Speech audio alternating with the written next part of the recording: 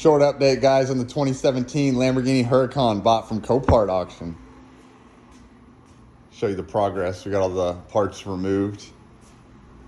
The only thing we haven't removed is the bumper. But yeah, got everything removed. Still have to straighten this tab down here on the bottom, fix it. But yeah, and there's a tab up here that's lightly bent. But yeah, waiting on all the new parts. I can show you over here the parts we removed.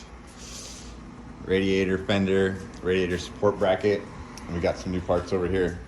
Yeah, guys, comment below if you can guess how much money we've spent on parts already.